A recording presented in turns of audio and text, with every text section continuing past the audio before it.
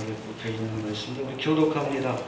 또 내게 지팡이 같은 갈대를 주며 말하기를 일어나서 하나님의 성전과 제단과 그 안에서 경배하는 자들을 청량하되 성전 밖 마당은 청량하지 말고 그냥 묻더라. 이것을 이방인에게 주었은즉 저희가 거룩한 성을 42달 동안 짓밟으리라.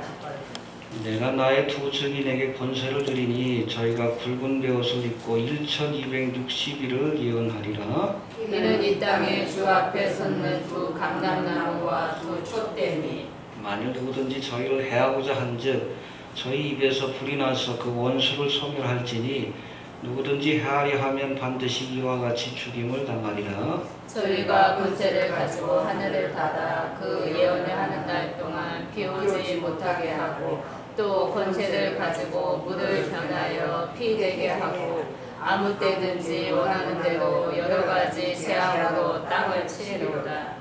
저희가 그 증거를 마칠 때에 무적행으로부터 올라오는 짐승이 저희로 더불어 전쟁을 일으켜 저희를 이기고 저희를 죽일 터인즉 저희 시체가 큰 성 길에 있으리니 그 성은 영적으로 하면 소돔이라고도 하고 애굽이라고도 하니 곧 저희 주께서 십자가에 못 박히신 곳입니다.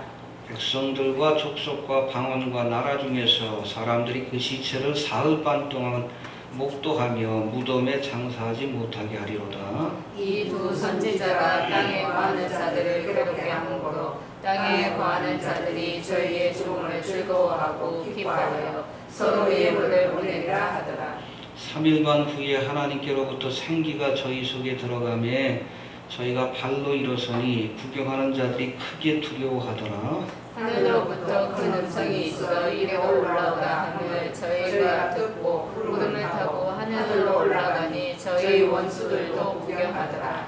그 시에 큰 지진이 나서 성 10분의 1이 무너지고 지진에 죽은 사람이 7천이라. 그 남은 자들이 두려워하여 영광을 하늘의 하나님께 돌리더라. 둘째 화는 지나갔으나 보라 셋째 화가 속히 이르노라. 아멘. 그러면서부터 우리 요한계시록을 살펴보고 있습니다. 마지막 때에 있어 여러 가지 사건, 7년 대환란에 있어 사건들이 계속 소개되고 있는데 늘 말씀드렸지만은 우리와는 상관없는 사건이 되길 바랍니다. 알겠습니까? 우리가 7년 대환란이 시작되기 전에 환란 전 휴거서를 저는 그렇게 믿는데 하나님께서 우리를 데려가실 줄도 그렇게 믿습니다. 알겠습니까? 오늘은 요한계시록 11장 1절부터 14절까지 여기 두 증인에 관한 말씀을 한번 살펴보도록 합니다. 오늘 본문은 6번째 나팔의 재앙과 7번째 나팔의 재앙 사이에 삽입된 이쪽에 인터누드라고 해서 삭경이라고 합니다. 그래서 전후에 있는 사건을 설명하고 또 보충하기 위해서 쓰여진 그런 글들이라고 이해하시면 될 것 같습니다. 여기 보면 장차 재건될 성전, 여러분 7년 대환란의 중심 무대가 바로 성전인데 이 성전이 지금 이스라엘의 성전이 세워지지 않았지만 성전이 재건될 것이고 이곳에서 1260일, 이게 3년 반이에요. 365일로 계산하면 안 됩니다. 성경시대 때는 여러분 그레고리력이 나오기 전에는 1년이 360일로 계산이 되어 있어요. 그래서 1260일 하면 우리가 3년 반의 기간 이렇게 이해하시면 됩니다.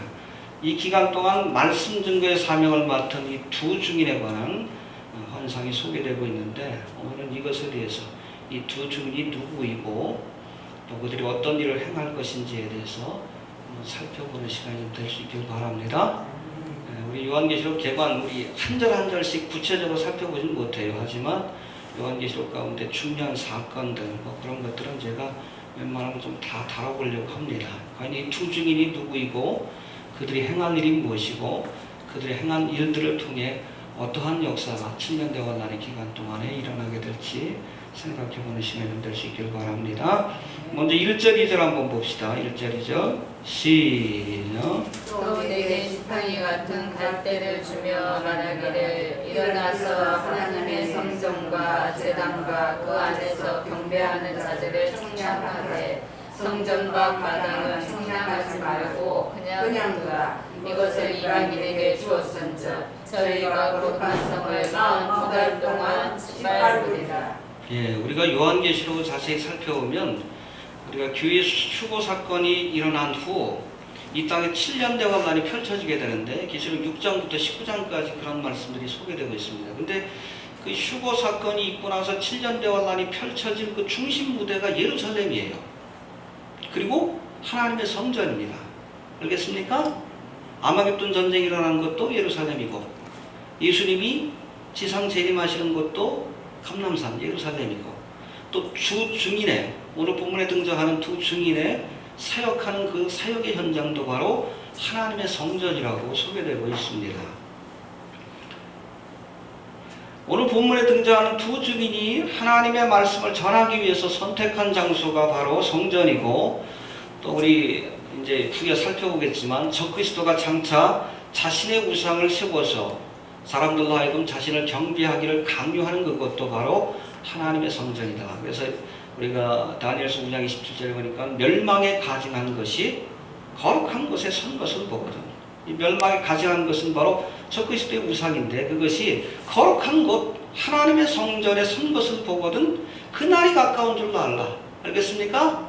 이건 야곱의 환란의 때 7년 대환란 가운데서도 후반부에 해당되는 3년 반 야곱의 환란의 때가 가까운 줄로 알라. 그래서 예루살렘에 있는 사람들은 이렇게 피하고 뭐 이렇게 하나님의 도우심을 이렇게 지켜주시는 그런 사건에 대해서 예수님도 말씀하시고 다니엘서에도 그렇게 예언되어 있는 것을 우리가 알게 됩니다.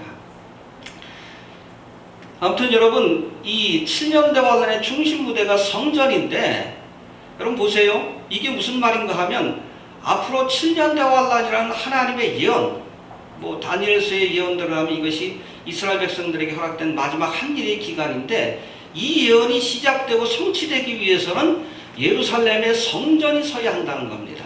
해봅시다. 예루살렘에 성전이 서야 한다. 성전이 세워져야 하나님의 예언이 시작될 수 있다라고 보는 거예요. 이해가 되십니까? 여러분 이스라엘의 역사 속에서 성전은 두 번의 건축과 두 번의 파괴를 경험했어요. 두 번 세워지고 두 번 무너지는 그런 사건이 있었습니다. 그래서 여러분 BC 950년경에 누구에 의해서 처음 성전이 서게 되는데 누굽니까? 솔로몬에 의해서 성전이 세워지게 됩니다.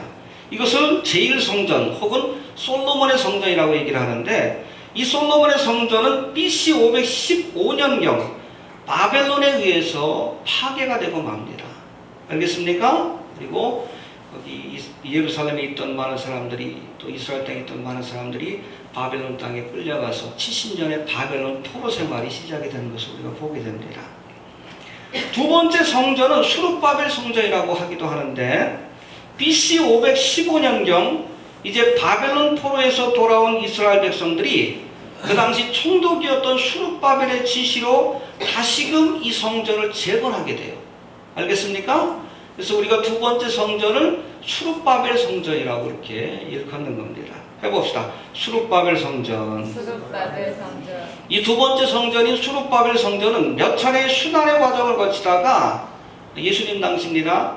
헤롯 왕 시절에 대대적인 보수 작업을 통해서 아주 웅장한 모습, 옛날에 솔로몬의 성전과 같은 웅장한 모습을 갖추게 되는데 여러분 예수님 당시에 예루살렘에 있던 성전이 바로 이 성전이에요. 그래서 이것을 헤롯 성전이라고 부르기도 하지만 본래는 수룹바벨 성전을 리모델링한 것이다 라고 이렇게 이해하시면 됩니다. 이게 두 번째 성전입니다.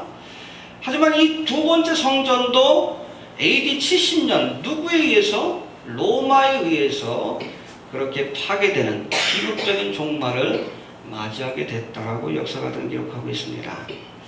오늘 본문에 등장하는 여러분 이 요한계시록에 등장하는 성전은 7년 대환란의 시작을 전후해서 세워지게 될 제3의 성전이라고 이렇게 이해를 해야 합니다. 알겠습니까? 우리가 요한계시록을 해석할 때 미래적인 해석법을 따라야 성경이 요한계시록에 있는 내용들이 자연스럽게 해석이 돼요.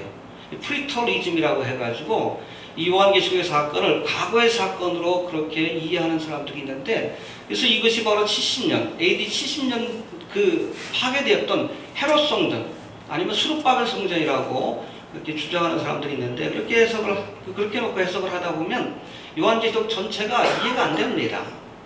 이건 미래에 있어. 알겠습니까? 7년 대환란의 기간 중에 세워질 제3의 성전이라고 보고 이해하는 것이 좋습니다. 알겠습니까? 해봅시다. 제3의 성전이 설 것이다. 여러분 1948년 5월 14일에 이제 고토로 돌아와 나라를 재건했던 유대인들, 그래서 이스라엘이 다시 한번 역사 속에 등장하게 되죠. 그래서 1900년 동안 디아스포라, 이방 땅에서 흩어져 살던 이스라엘이 여러분 2차 대전이 끝난 뒤에 고토, 에스겔서 이 37장의 예언처럼 고토로 돌아와서 옛 땅 가나안으로 돌아와서 나라를 재건하는 하나님의 예언이 성취가 됩니다. 그래서 예수님도 무화과 나무에 새잎이 돋는 것을 보거든 그날이 가까운 줄 알라. 그래서 이스라엘이 다시 한번 역사 속에 등장하는 것을 보거든 예수님이 재림하실 때가 가깝다는 사실을 너희가 알라 라고 말씀하고 있습니다.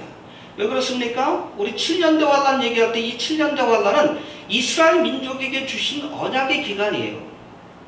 70일의 가운데 마지막 한 일에 이미 여러분 70일의 가운데 69일에는 그 예언이 성취가 되었습니다.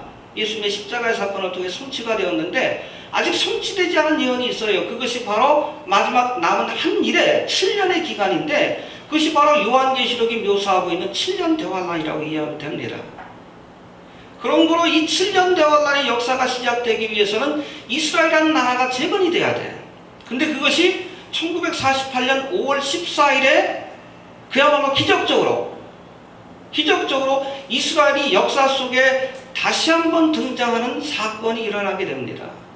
그래서 1948년 5월 14일, 지금도 5월 14일이 이스라엘의 독립기념일입니다. 아주 중요한 날이에요. 그때부터 이스라엘이 다시 한번 재건되게 되는데 문제는 여러분 이스라엘이라는 나라가 재건되기 위해서는 정치적으로 국가적으로 나라를 세우는 것도 중요하지만 가장 중요한 성전이 재건되어야 이스라엘의 재건의 역사가 완성되었다라고 그렇게 이해할 수 있는 거예요. 해봅시다. 성전이 재건되냐? 이스라엘의 재건이 완성되는 것이다. 여러분 보세요. 1948년 5월 14일부터 이스라엘의 재건, 민족적인 국가적인 재건의 역사가 시작이 된 겁니다. 끝난 게 아니에요. 그 중간에도 1차, 2차, 3차 중동전쟁을 통해서 이스라엘을 침노하려고 하는 중동 세력과 계속 전쟁을 치러왔고 지금도 언제 지금 전쟁이 일어날지 모르는 그런 위급한 상황을 지금 중동에서 맞이하고 있습니다. 근데 온전한 이스라엘의 재건을 위해서는 반드시 신앙의 중심이라고 할 수 있는 성전이 재건이 되어야 합니다. 이건 여러분 바벨론 포로 이후에 이스라엘 백성이 나라를 재건하는 과정도 비슷한 과정을 겪어요. 이때는 성전이 먼저 섭니다. 이스라엘 백성들이 바벨론 포로에서 귀환할 때 1차, 2차, 3차에 걸쳐서 귀환하게 되는데 1차 귀환한 수르바벨과 또 에스라인가요? 여호수아 제사장과 함께 귀환한 이스라엘 백성들이 제일 먼저 한 일이 성전 재건이에요. 이때는 성전이 재건되긴 했지만 문제가 뭐냐면 성벽이 재건이 안 돼 있어요. 여러분 한 국가가 서기 위해서는 영토가 있고 나라가 있어야 되는데 성벽이 재건되지 않았다는 것은 한 국가로서의 그런 형태를 갖추지 못했다는 겁니다. 성전은 섰지만 그 신앙의 재건은 일어났지만 정치적인 국가적인 민족, 이스라엘 민족이라는 나라가 시작될 수가 없었어요. 이것을 한 사람이 누굽니까? 세 번째 귀환한 느헤미야예요. 느헤미야가 와서 비로소 일주일 만인가요? 보름 만에 이스라엘 예루살렘의 성벽을 재건함으로 비로소 보세요. 이스라엘의 재건의 역사가 완성되었다라고 보는 겁니다. 근데 이 기간이 한 70년이 걸렸어요. 수르바벨 성전이 서고 느헤미야가 와서 예루살렘 성벽을 재건하기까지 70년의 기간이 걸렸습니다. 그러니까 온전한 이스라엘 회복의 기간, 바벨론 포로로부터 회복되는 기간이 한 70년 걸렸어요. 지금 보면 그 순서가 지금 반대로 진행되고 있는데 보십시오. 이스라엘의 성벽은 지금 재건된 상태입니다. 국가가 섰어요. 그러나 가장 중요한 신앙 회복의 상징이라고 할 수 있는 성전 재건은 아직 일어나지 않은 상태입니다. 이해가 되십니까? 이 예루살렘 성전이 재건되어야 보십시오.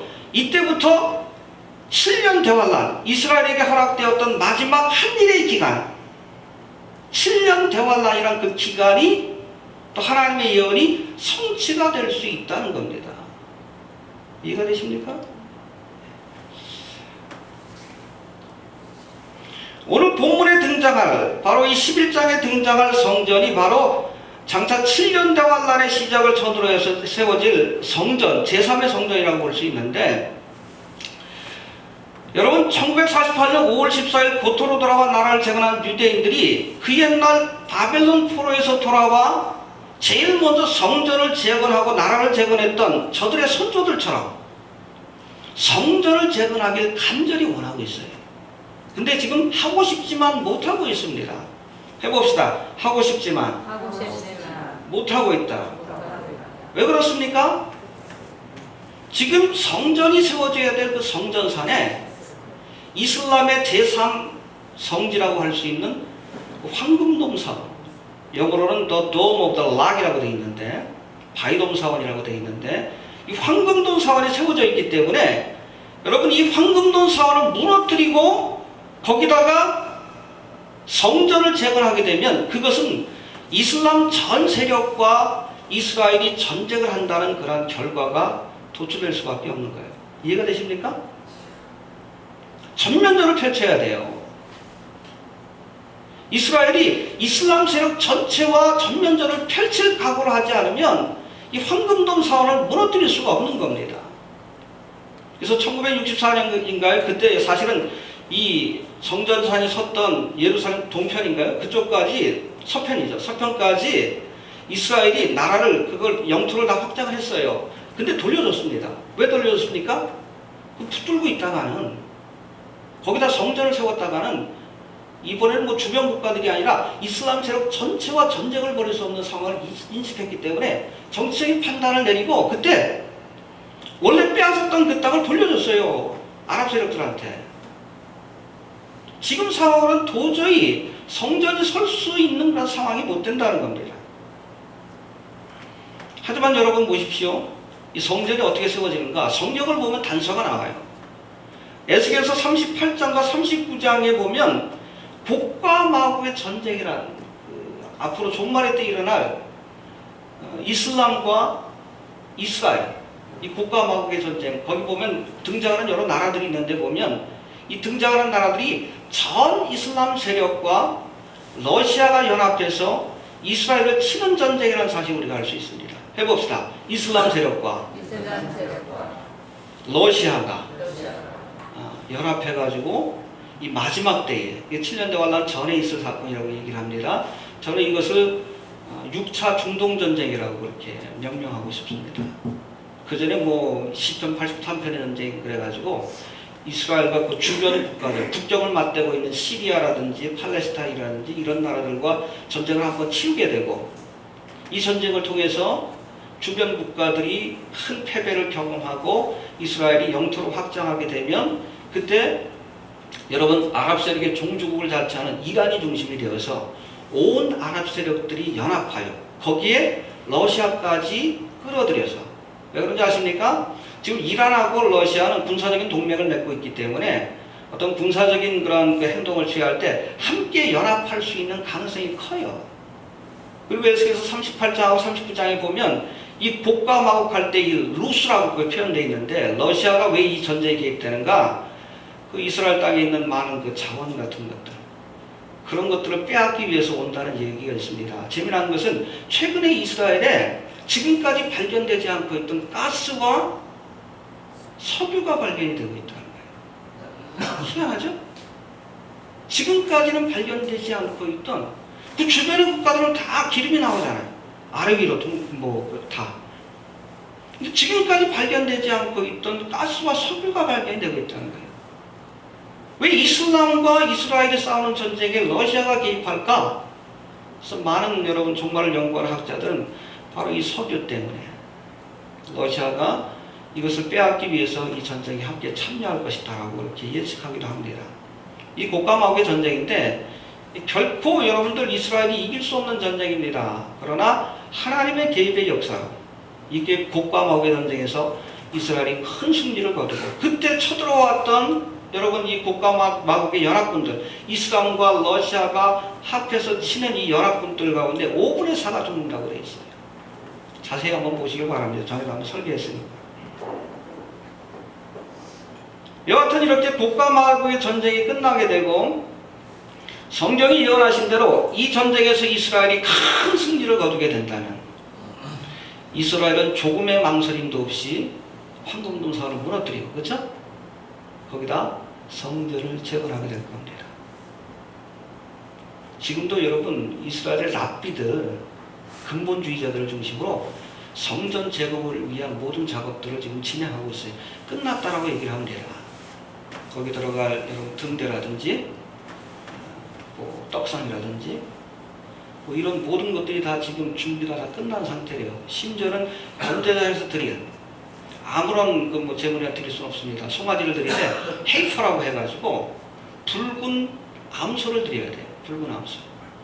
그 송아지까지 구할 수 없어가지고 이렇게 수소문해가지고 최근에 구했다라고 얘기를 합니다. 그 사진을 제가 본 적이 있는데 지난번에도 말씀드렸지만 그 우리나라 암소하고 비슷해요. 그 한우하고 비슷하게 생겼습니다. 붉은 소. 레위기에 나오는 붉은 소. 모든 것들이 다 준비되어 있어요. 제사장들, 뭐 거기서 앞으로 제사가 다시 한번 재개될 경우 어떻게 드려야 되는지 제사장 학교를 통해서 그런 사람들까지도 지금 뭐 훈련을 시키고 그런 모든 준비가 다 끝났다고 얘기를 합니다. 지금이라도 여건이 되면 곧바로 아마 요즘 건축 기술이 발달됐으니까 한 달 정도 안에라도 금방 서게 될 가능성이 커요. 이해가 되십니까? 고가마국의 전쟁이 끝나게 되면 성전이 서게 될 겁니다. 그리고 고가마국의 전쟁으로 보십시오. 이제 아랍과 러시아를 무너뜨린 이스라엘은 지금의 미국과 같이 세계적으로 초강대국으로 등장하게 될 겁니다. 그때 누가? 아마 유럽연합의 대통령이나 유엔의 사무총장이 될 적그리스도가 이스라엘과 평화협약을 맺게 될 거예요. 야, 우리 서로서로 전쟁하지 말고 서로서로 세계의 평화를 위해서 우리 애쓰자. 그러면서 아마 적그리스도가 이스라엘 백성들에게 성전을 지을 수 있도록 허락을 해주게 될 겁니다. 이해가 됩니까? 아무튼 그런 시나리오 속에서 이제 성전이 재건이 되게 되면 보십시오. 이스라엘의 회복, 이스라엘이 구토로 돌아와 나라를 재건하리라는 그 하나님의 예언이 비로소 완성이 되는 거예요. 해봅시다. 비로소 완성이 된다. 이스라엘의 회복은 시작이 됐어요. 1954년 5월 14일 48년이 아니 약간 48년 5월 14일 그래서 성경의 예언대로 흩어졌던 이스라엘 백성이 고토로 돌아와 나라를 재건하면서 시작이 되었는데 그때 완성이 된 게 아닙니다. 성전이 완성이 되는 그 시점에 이스라엘의 온전한 회복의 역사가 시작이 되는 거고 그 시기를 전후로 해서 바로 하나님께서 다니엘을 통해서 다니엘서 9장 27절의 말씀을 통해서 예언했던 마지막 한일에 관한 예언이 성취가 되게 될 겁니다. 그 한일의 기간이 뭡니까? 7년 대환란이에요. 그때 교회는 뭐합니까? 이미 휴거되고 없는 상태입니다.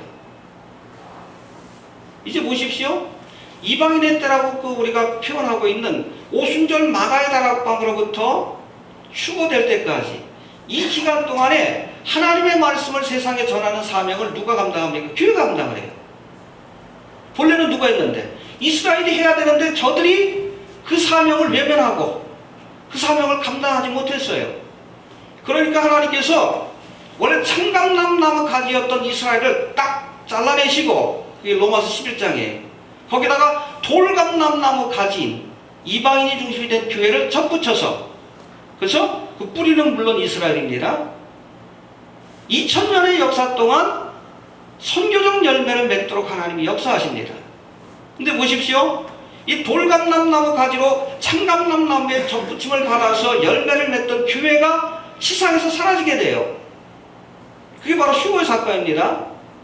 그렇게 되면 그 잘라진 그 자리, 돌감나무 가지가 사라진 그 자리에 여러분 로마서 11장의 그 사도 바울의 말씀처럼 본래 참감나무 가지였던 이스라엘이 접붙임을 받고 다시 한번 하나님 앞에 선교적 사명, 제사장의 사명을 감당하는 그러한 하나님의 사명을 감당하는 그러한 일들이 벌어지게 된다는 거예요. 언제? 7년 대환란 때. 그래서 제가 얘기를 드렸죠. 우리 휴거의 사건이 있고 나서 7년 대환란이 벌어지는 것. 그 기간 동안에도 여러분 요한계시록을 자세히 보면 복음 전파와 구원의 역사는 일어납니다. 해봅시다. 복음 전파와 구원의 역사는 일어난다. 그러나 그때 복음을 전하고 하나님의 선교적 사명을 감당하는 것은 교회가 아니에요. 이스라엘이 중심이 됩니다. 꼭 기억하시길 바랍니다. 먼저 우리 오늘 본문 이 두 증인에 대해서 나오는데 7년 동안의 초창기 두 증인이 증거에 나타나서 아마 모세와 엘리야일 거라고 생각이 됩니다. 다음 시간까지 좀 살펴봐야 될 것 같은데, 그들이 복음을 증거할 때에 그들의 복음을 듣고 이스라엘 민족들 가운데 회개 역사가 나타납니다. 2000년 전에 우리가 못 박은 그분이 바로 하나님 보내신 메시아인데 우리가 거절했구나. 그 거절의 대가로 우리가 2000년 동안 디아스포라라고 하는 고난의 그 시간을 우리가 보냈구나.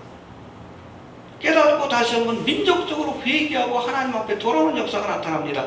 예수를 메시아로 구세주로 믿고 고백하는 역사가 나타납니다. 그들 가운데 하나님께서 각 집밥별로 12,000명씩 14만 4천 명의 인맞은 자들, 우리가 요한계시록 7장에 보면 저들을 하나님의 종들이라고 표현하고 있는데, 저들이 하나님의 일을 맡고 하나님의 크신 능력을 받아서 전 세계로 흩어져서 하나님의 복음을 전하는 사명을 감당하게 된다는 거예요. 생각을 해보십시오.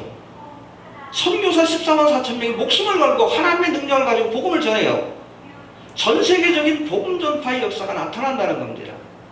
이해가 되십니까? 제가 그랬죠? 지금 이 시점에서 전 세계에서 여러분 활동하고 있는 선교사들이 한 5만 명 정도 돼요.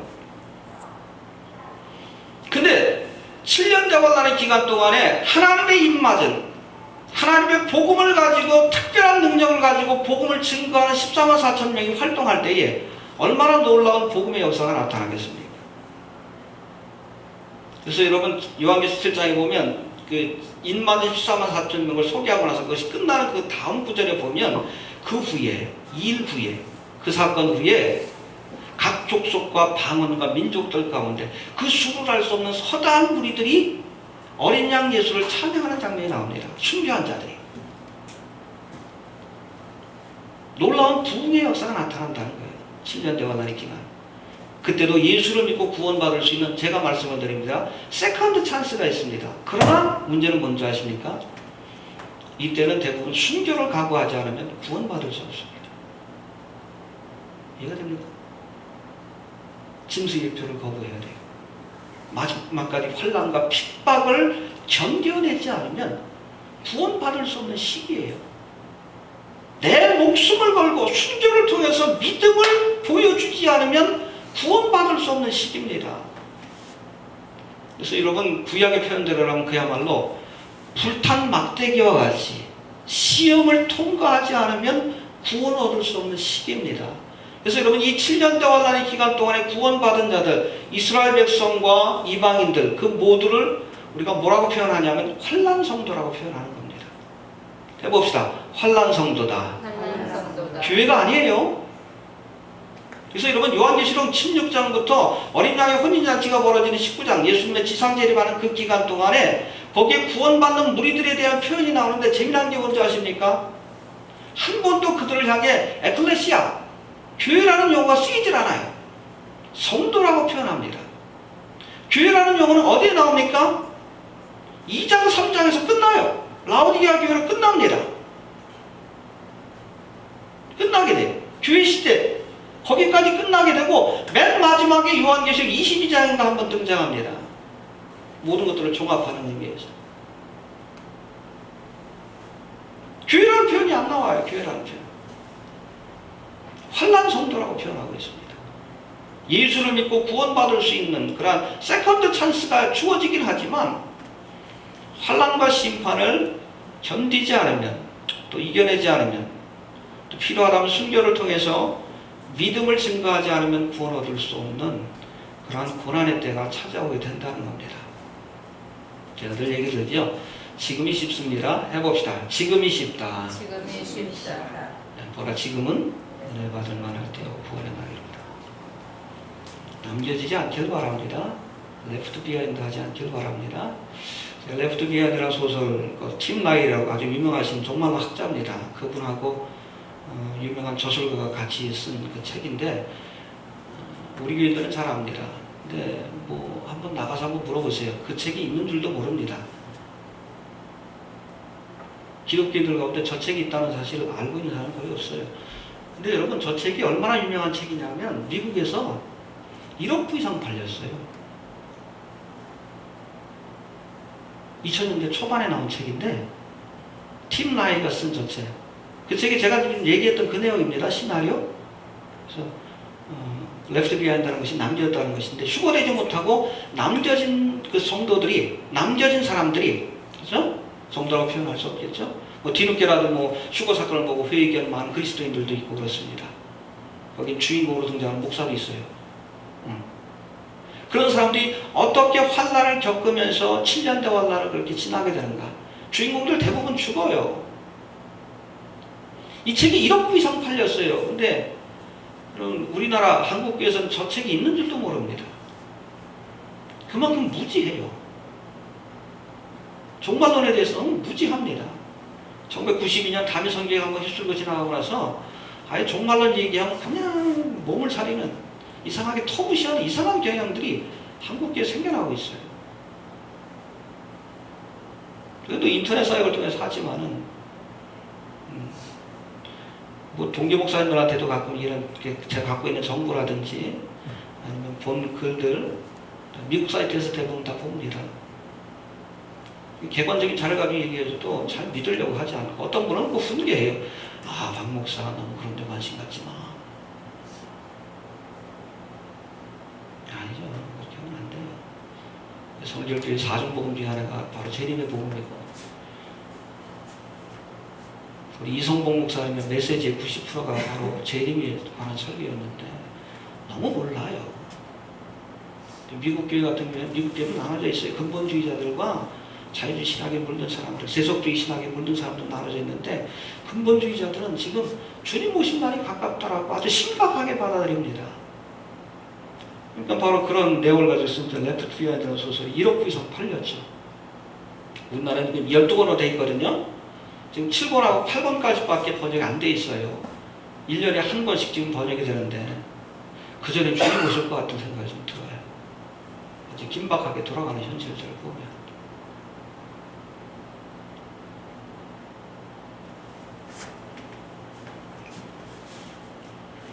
이 성전 재건이 굉장히 중요합니다. 그래서 우리가 종말의 때가 얼마나 가까운지 우리가 알 수 있는 그 하나의 그 상징들이 있어요. 성경에서 제시하고 있는 사인들이 있습니다. 하나의 지표라고 할 수 있는 것들이 있는데 그것이 뭐냐면 뭐 한 7가지, 8가지 이렇게 살펴볼 수 있는데 뭐 자연의 재앙, 그렇죠? 자연의 재앙, 지진, 기근, 온요, 하늘과 땅에 뭐 징조가 있을 것이고 자연의 재앙입니다. 자연의 재앙은 뭐 역사 이래로 계속 있어 왔지만 종말의 때에 나타난 자연의 재앙은 벌스페인이라고 했어요. 이게 뭐냐면 산통이라고 표현되고 있습니다. 그게 뭐냐면 갈수록 강도가 세지고 빈도가 잦아지는 거예요. 언제까지? 아기가 태어나는 순간까지. 이 자연의 재앙은 7년대 환란까지 연결이 됩니다. 그래서 여러분 7년대 환란의 재앙도 보면 그 재앙의 양상이 갈수록 세지고 빈도가 잦아져요. 예수님이 재림하는 그 순간까지. 7인의 재앙, 맛보기로 시작했다가 그 다음에 7 나팔, 그리고 그 절정의 7 대접의 재앙이 이어지는 것을 우리가 보게 됩니다. 지금 그러고 있잖아. 우리가 한번 뭐 비가 오면 뭐 관측이래, 뭐 지진이 나면 관측이래 최대. 앞으로 그런 얘기를 계속 듣게 될 거예요. 지금까지 인류가 경험하지 못했던 엄청난 자연의 재앙을 경험하게 될 겁니다. 이게 재난의 벌스페인이라고 얘기하고 있습니다. 그 다음에 나라와 민족이 서로 뭐 전쟁을 일으키고 될 것이다. 나라와 나라, 국가 간의 전쟁이죠. 민족이 민족. 그 국가 안에서 일어나는 분교입니다. 지금 중동의 사태라든지 이런 것들. 또 미국 경제도 지금 거의 붕괴 직전이라고 많은 사람들이 얘기를 합니다. 미네르바가 한 5년 전에 그 얘기 했다가 수업을 한번 천 거고 그것 때문에 지금 되고 있잖아요. 여러분 5년 전에 미네르바가 무슨 얘기하는지 아십니까? 금 삼으십시오 그렇게 얘기했어요. 5년 전에 그 살았던 사람들 지금 한 금값이 한 5배, 6배 떴을 거예요. 그때 사놨습니다. 지금이라도 늦지 않습니다. 지금도 사놓으시길 바랍니다. 주식은 여러분 휴지 조각이 될 가능성이 커요. 미국 경제 붕괴되면 우리나라 주식은 다 무너집니다. 한번 경험했죠? 출렁되니까 주가가 2,000원에서 뭐 갑자기 뭐 1,600원까지 뚝뚝 떨어지잖아요. 근데 미국 경제가 붕괴되는 그런 여러분 그 일들이 일어나게 되면 우리나라 주식은 다 휴지 조각이 될 가능성이 커요.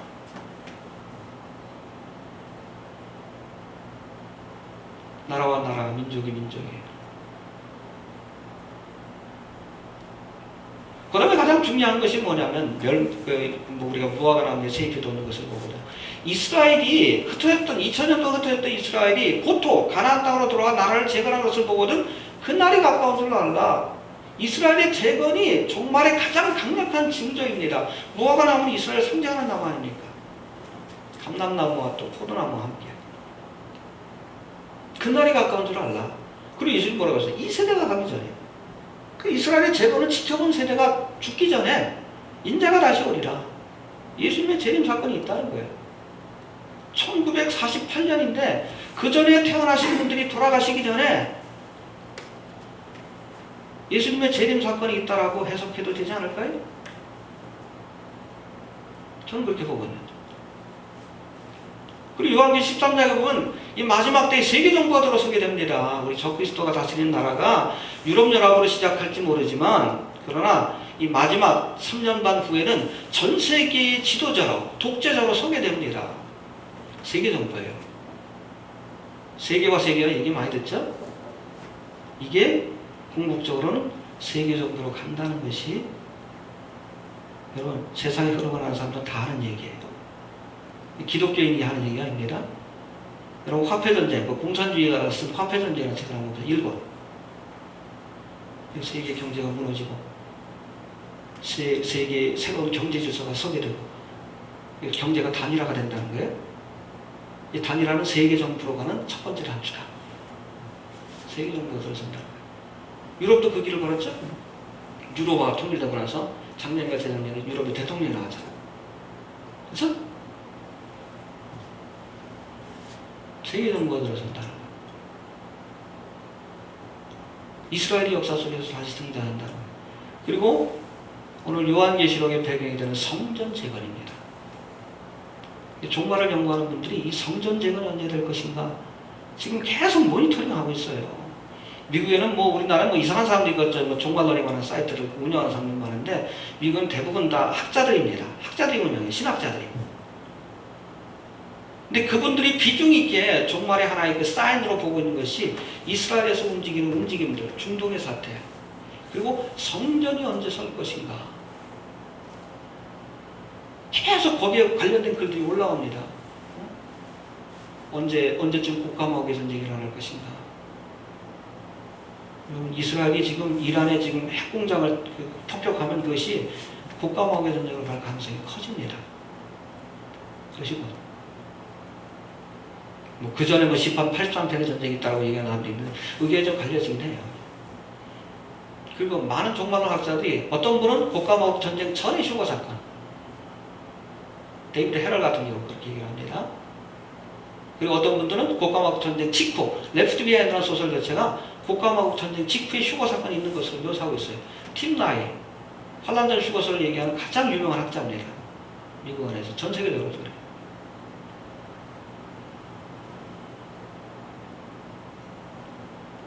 여러 지표들이 있어요. 이런 지표들. 예? 하나님이 주신, 예수님께서 우리에게 알려주신, 또 성경에서 우리에게 알려주시는 시대 징조들이 있습니다. 예수님도 그랬잖아요. 야, 너희가 저녁에 노을이 지고 날이 붉으면 내일은 날이 좋겠다 하고, 아침에 노을이 지고 구름이 깨서 오늘은 날이 붉겠다 하니 너희가 천기는 분별할 줄 알면서 일기예보는 곧잘 맞추면서 시대 징조를 분별하지 못하느냐 책망하셨어요. 예수님 당시 시대 징조가 뭡니까? 예수님이시죠. 예수님이 행하시는 그 말씀과 그가 행하시는 일들이 시대 징조예요. 하나님의 나라가 가깝다. 깨닫지 못하는 거예요. 종말의 때에 나타날 여러 가지 시대 징조에 대해서 성경은 말씀하고 있습니다. 근데 그걸 보면서도 깨닫지 못해요. 무지하니까. 내 백성이 지식이 없는 걸로 망한 겁니다. 모르니까.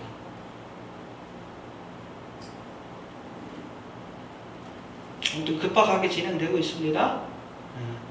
뭐 두중임 좀 하려고 했는데 다음 주에 합시다. 두중임 누구인가, 또 그들이 사역하는 기간이라든지 그 사역의 결과에 대해서 다음 시간에 좀 하려고 하고. 걱정스럽습니다. 여러분, 좀 진행되는 상황들이 심상치가 않아요. 우리 2012년 위기설에 대해서 계속 얘기를 합니다. 미국 경제가 붕괴된다는 얘기를 많이 해요. 최근에 2012년이면 여러분 미국의 대통령 선거가 있습니다. 그 대통령 후보 가운데 민주당인가 공화당인가 누군지 모르겠는데 론 파울이라는 사람이 있어요. 그 사람한테 독립언론에서 그 활동하는 사람이 은근슬쩍 사인을 받으면서 질문한 적이 있어요. 앞으로 미국에 지금 세워지고 있는 페마가 가동될 가능성이 있습니까? 라고 이렇게 질문을 했어요. 페마가 뭔지 아시죠? 우리 교회 교인들 아실 거예요. 인터넷 들어가면 합니다. 미국의 만일에 있을 급변 사태, 뭐 내란이라든지 내전과 같은 급변 사태가 있을 것을 미리 예측하고 미국에서 한 600개의 포로 수용소 같은 수용소를 만들어냈어요. 그리고 한 개 수용소에 보면 20만에서 30만 개 정도의 임시적인 관을 만들어놨습니다. 시체를 처리하는 시설도 만들어놨어요. 그거 언제 만들었는지 아십니까? 부시 때부터 만들었어요. 부시. 이미 여러분 10년, 20년 전서부터 앞으로 미국이 경제적인 위기를 겪게 되고 그 결과로 인해서 미국이 내란의 상태, 내전의 상태에 빠질 것을 예측해 놓고 있다는 거예요. 대통령 후보에게 미국 헌법에 뭔가 봐요. 계엄령에 관한 헌법인데 그 계엄령이 내려지게 되면 페마가 가동이 됩니다. 미국의 비상사태, 계엄사태가 발효가 되는데 그러면 뭐 영장도 없이 사람들 체포해가지고 페마에다 가둘 수 있는 권한이 생겨야 돼요. 그게 가동될 가능성이 있습니까? 라고 그냥 슬쩍 지나가서 물어봤어요. 근데 그 사람이 그렇죠. 가능하죠. 어떤 급변한 상태가 경제가 붕괴되는 그런 급변한 사태 같은 사태가 오게 되면 아마 가동이 될 겁니다. 그렇게 지나가는 말을 얘기하는 거예요. 그 위에 있는 사람도 알고 있어요. 미국이 얼마나 심각한 사태에 있는지. 조만간에 여러분 미국 경제가 붕괴되고 내란의 상태에 이를 것을 알고 있습니다. 그게 바로 여러분 세계의 경제가 붕괴되는 신호탄이 될 것이고, 여러분 보십시오. 2차 대전 때도 마찬가지지만 영웅은 난세 가운데 등장하는 거예요. 혼란을 틈타서 세계적인 지도자가 등장합니다. 이 전 세계적인 경제의 문제라든지 정치적인 혼란, 또 종교적인 갈등을 풀어줄 지도자 누굽니까? 그리스도가 될 거예요. 처음에 평화의 사도로 등장하게 될 겁니다.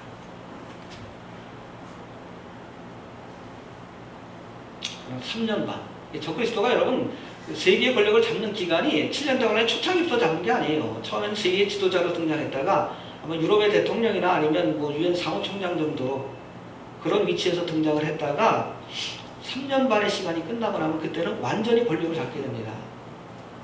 그때부터는 이스라엘과 맺었던 평화협약도 깨버리고, 왜? 자신이 있다는 거죠. 스스로 권력을 이렇게 휘어잡을 자신이 있다고 여기기 때문에 유태인의 도움도 끊어버리고 자기 마음대로 해가게 될 겁니다. 짐승의 표를 강요하고 본색을 드러내는 거죠. 자신의 우상 앞에 절하지 않는 사람 다 죽여버리고 본격적인 환란. 그래서 7년 대화관도 우리가 반으로 나눠야 돼. 전반기 때는 하나님의 재앙과 심판이 있긴 하지만 본격적인 그럼 적그리스도의 핍박과 환란은 본격적인 핍박과 환란은 후반기 때부터 시작이 된다고 보시면 됩니다. 짐승의 표를 강요하고 있는 그때. 그 기술은 이미 나왔다고 그랬죠? RFID 칩 바로 그겁니다.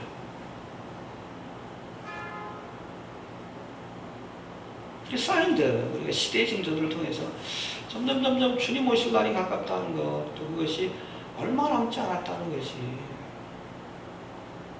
성경을 연구하시고 특별히 평생 종말론을 연구하시고 요한계시를 연구하시고 예언의 말씀들을 연구하셨던 학자들이 한결같이 주장하는 이야기들입니다.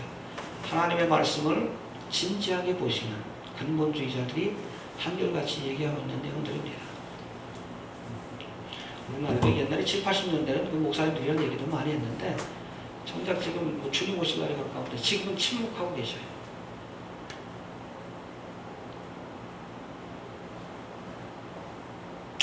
열심히 합시다. 제가 늘 얘기합니다. 휴거냅시다. 남아서도 세컨드 찬스가 있습니다. 전 분명히 말씀드립니다.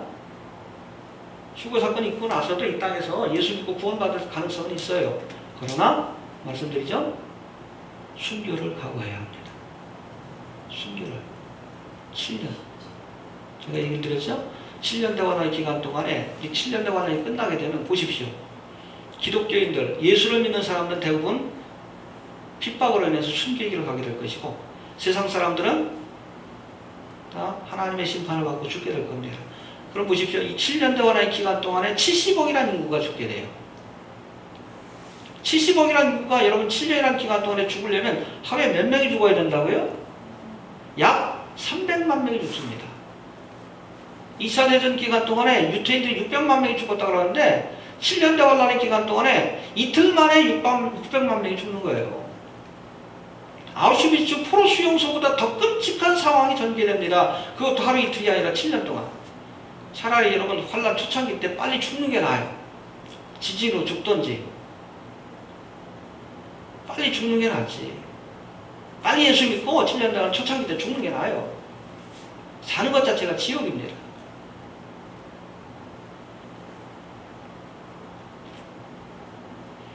성전이 재건되는 그 모습, 성경에서 예언하고 있듯이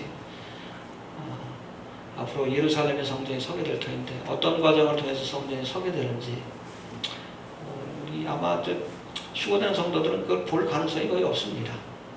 그러고 나서 휴거 사건이 있고 나서 아마 있을 것이라고 생각이 되는데 그 진행되는 상황들 그리고 중도에서 벌어지는 사태들 우리가 보면서 이것이 바로 주님께서 주시는 종말의 때가 가깝다는 사실을 알려주시는 시대의 징조라는 사실을 우리가 깨닫고